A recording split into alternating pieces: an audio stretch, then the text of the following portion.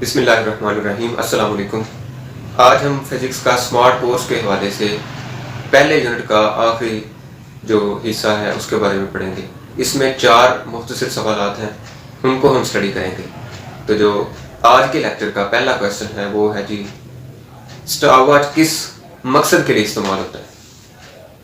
तो स्टॉपवॉच एक जनरल सी चीज़ है। अब मोबाइल में भी स्टॉपवॉच इस्तेमाल हो रही है। तो स्टॉपवॉच किसी भी वक़्त के 2 वक्फ़ों की पैमाइश के लिए हम इस्तेमाल करते हैं।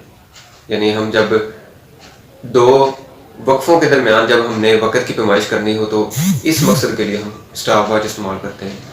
तो स्टॉपवॉच की 2 इक़साम हैं, एक मैकेनिकल स्टॉपवॉच और दूसरी डिजिटल स्टॉपवॉच। जो मैकेनिकल स्टॉपवॉच है वो 0.1 सेकंड तक कम से कम पैमाइश कर सकती है, जबकि जो डिजिटल स्टॉपवॉच है वो 0.01 सेकंड तक कम से कम पैमाइश कर सकती है। अब इस क्वेश्चन में जो कीवर्ड्स हैं वो है 0.1 सेकंड और 0.01 सेकंड। अब नेक्स्ट क्वेश्चन है मैकेनिकल स्टॉपवॉच का इस्तेमाल बयान करें। अब मैकेनिकल स्टॉपवॉच में एक बटन इस्तेमाल होता है उसको स्टार्ट करने के लिए। यानी जब आपने मैकेनिकल स्टॉपवॉच को स्टार्ट करना है तो उसका स्टार्ट बटन होगा, उसको क्लिक करेंगे तो स्टॉपवॉच जो है रन करना शुरू हो जाएगा। तो जब आपने वक़्त की पैमाइश कर ली किसी भी वक्फे की, तो फिर आप उस बटन को दोबारा दबाएंगे तो वो स्टॉपवॉच रुक जाएगी, तो आप उस वक़्त की पैमाइश कर लेंगे। अगर आपने उस स्टॉपवॉच को 0 पोजीशन पे लेके आना तो आप उस बटन को दोबारा फिर क्लिक करेंगे तो वो जो है मैकेनिकल स्टॉपवॉच वो दोबारा 0 पोजीशन पे चली जाएगी। अब यहाँ पे जो कीवर्ड है ये बटन है, यानी जो मैकेनिकल स्टॉपवॉच को हम बटन की मदद से जो है चलाते हैं। अब एक और जो फ़र्क है मैकेनिकल स्टॉपवॉच में और डिजिटल स्टॉपवॉच में वो ये है कि मैकेनिकल स्टॉपवॉच में सुई लगी होती है, यानी सुई की मदद से आप किसी भी वक्त की पैमाइश कर सकते हैं। जैसा कि आप घड़ियाँ इस्तेमाल करते हैं तो एक सुई वाली घड़ी होती है और एक नंबर वाली। तो जो सुई वाली घड़ी है उसको हम मैकेनिकल कहते हैं और जो जिस पे नंबर्स आते हैं उसको हम डिजिटल कहते हैं। नेक्स्ट क्वेश्चन है डिजिटल स्टॉपवॉच का इस्तेमाल बयान करें। तो डिजिटल स्टॉपवॉच में 2 बटन लगे होते हैं।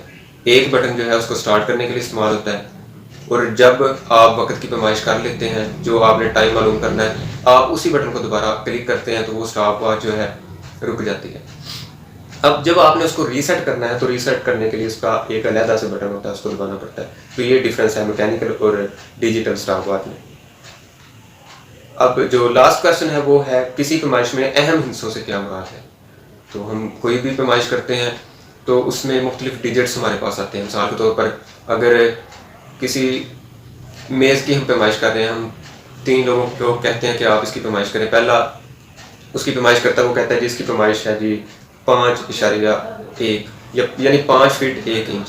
दूसरा शख्स उसकी पैमाइश करता है, वो कहता है जी 5 फीट 1.5 इंच। तीसरा शख्स पैमाइश करता है, वो कहता है जी 5 फीट 1.5 इंच।